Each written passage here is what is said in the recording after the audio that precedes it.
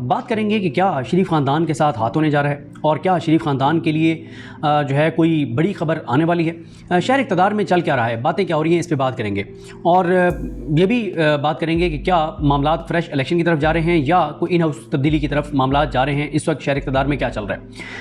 देखें, ये तो वाज़ेह तौर पर अब इस बात की नज़र आ रही है निशानियाँ कि शरीफ ख़ानदान में पैनिक है और परेशानी है, और वो परेशानी क्यों है वो भी मैं आपको बताता हूँ। पहले ये देख लेते हैं कि परेशानी है क्या। देखें, आप सुन चुके होंगे जो दामाद आला हैं कैप्टन सफदर साहब मरीम नवाज़ साहिबा के हस्बैंड हैं, और गो के मरीम नवाज़ साहिबा नहीं चाहती कि उनके नाम के साथ मरीम सफदर लगाया जाए। वो ये कहती हैं कि मेरे नाम के साथ मरीम नवाज़ ही लिखा जाए। तो ज़ाहिर है ये उनकी चॉइस है और हमें उनकी चॉइस का एहतराम करना चाहिए। अगर वो अपने वालिद का नाम अपने नाम के साथ लगवाना चाहती हैं, अपने हस्बैंड का नहीं लगवाना चाहती, तो ये होती हैं बहुत सी ख़वातीन जो अपने हस्बैंड के नाम के बजाय अपने वालिद के नाम को प्रेफर करती हैं, तो इसमें कोई गलत चीज़ नहीं है।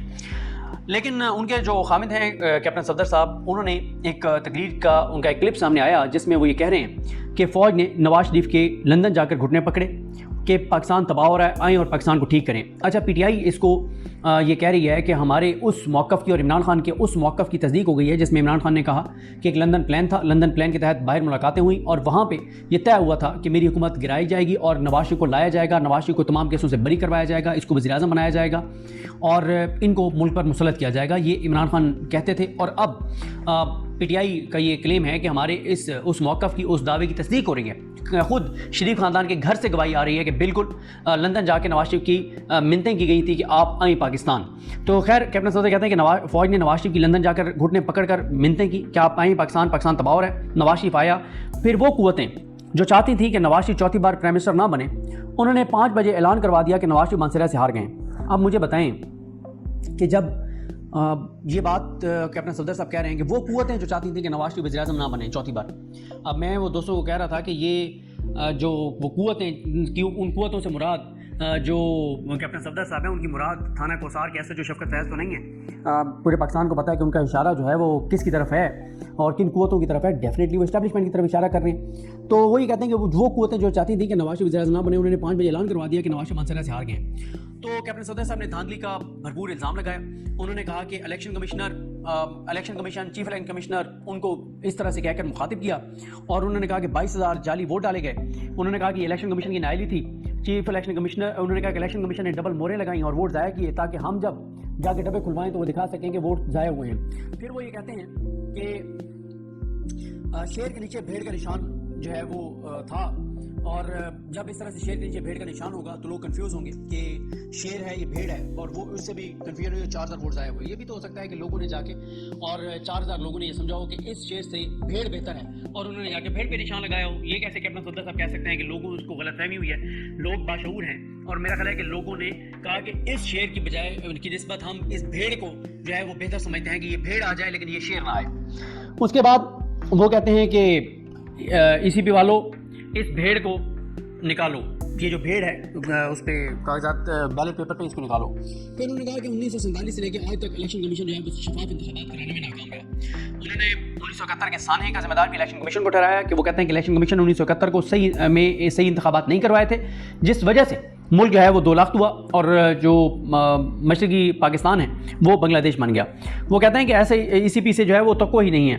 वो ये कहते हैं कि यहाँ नायल लोग बैठे हुए हैं इलेक्शन कमीशन में और सिफारशी लोग बैठे हुए हैं और सर्वे लोगों को बिठाया जाए ताकि उसका एहतसाब किया जा सके, जवाब मांगा जा सके। और उन्होंने कहा कि सिकंदर सुल्तान राजा साहब का नाम लिए बगैर उन पे उन्होंने इल्ज़ाम लगाया कि उन्होंने धांधली करवाई है। अच्छा, इससे शरीफ ख़ानदान की फ्रस्ट्रेशन आपको अंदाज़ा हो रहा होगा। ज़ाहिर है कैप्टन सफदर साहब घर में बैठते हैं और मरीम नवाज़ साहिबा के साथ, नवाज शरीफ के साथ, तो वो वहाँ से जो बात उन्होंने सुनी वही आकर की कि कुव्वतों ने जो है वो मियाँ साहब के साथ हाथ किया और ये किया और वो किया। उसके बाद आ जाएँ कि मोहम्मद मालिक साहब ने एक बात की है, वो बहुत अहम बात है। मोहम्मद मालिक साहब ने क्या बात की है वो मैं आपको सुनाना चाहता हूँ, फिर मैं आपको बताता हूँ कि इस सारे हवाले से शहर इक़्तिदार में क्या चल रहा है। ज़रा सुनिए मोहम्मद मालिक साहब क्या कह रहे हैं। मालिक साहब की इस बात का लुबे-लुबाब यह है कि हर मामले में फ़ौज का नाम आ रहा है, हर चीज़ में बदनामी फ़ौज की हो रही है, हर चीज़ में मुहिम फ़ौज के खिलाफ चल रही है, हुकूमत कहीं नहीं है, इनका कोई नाम नहीं लेता, इनकी कोई क्रेडिबिलिटी नहीं है। तो फ़ौज की क़यादत के लिए फैसला की आन पंचायत का फैसला करें।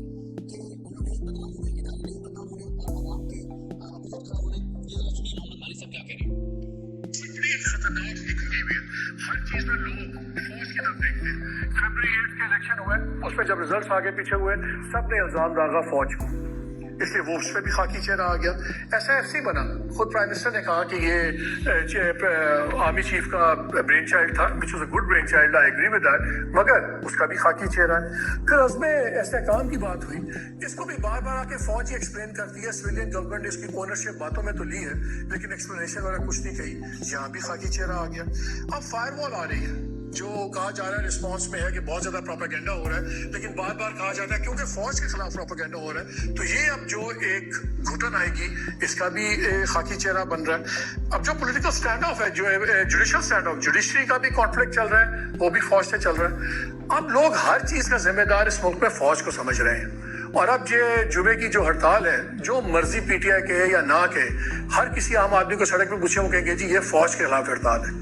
मेरा ख्याल है इन सब की बातें अपनी जगह चलेंगी। सबसे बड़ा ये लम्हा फिक्रिया फौज के लिए होना चाहिए कि ये फौज को बड़े फैसले करने पड़ेंगे, बिकॉज अगर उनका ख्याल ये है कि ये सिविलियन लीडरशिप उनका बोझ उठा सकती है तो नहीं उठा सकती इन चीज़ों का। उन्होंने अपने इश्यूज पे अपना हिस्सा ही बस बराए नाम डाला हुआ है। अब फौज को देखना है। अगर बलूचिस्तान की अनरेस्ट की बात है, KP की अनरेस्ट की बात है, वहाँ पर रोजाना शहादतें फौज की हो रही हैं, सिविलियन लीडरशिप की शहादतें नहीं हो रही। लेकिन इन शहादतों के बावजूद अगर सबसे ज्यादा क्रिटिसिज्म और बातें होती हैं वो फौज की टॉप क़यादत के ऊपर बातें होती हैं। फौज की टॉप क़यादत को सोचना होगा कि हमने इन बड़े फैसलों को सबको लेके करना है या खुद करना है। और अगर खुद करना है सबकी एक्सक्लूजन पे, तो फिर इसका बोझ और इसके नताइज भी खुद ही इनको उठाने होंगे। अब आने वाला वक्त बताएगा कि क्या हम इंस्टीट्यूशंस इंडिविजुअल की तरह सोचेंगे या इंडिविजुअल्स इंस्टीट्यूशंस की तरह सोचेंगे। बहरहाल हम चाहते हैं वही हो जो इस मुल्क के लिए अच्छा हो, पाकिस्तान के लिए अच्छा हो, यहाँ की फौज के लिए अच्छा हो, यहाँ की डेमोक्रेसी के लिए अच्छा हो। लेकिन ये लम्हा फिक्रिया है और फौज को सोचना होगा।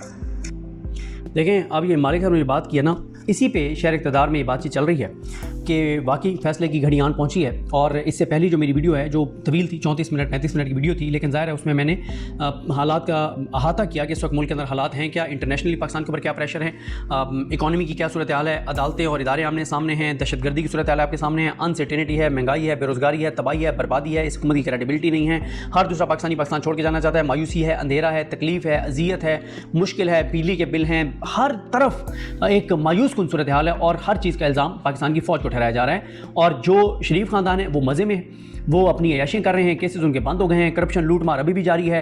कैपेसिटी पेमेंट्स की मद में 1900 करोड़ 5 साल में सलमान शहबाज वगैरह को चले गए।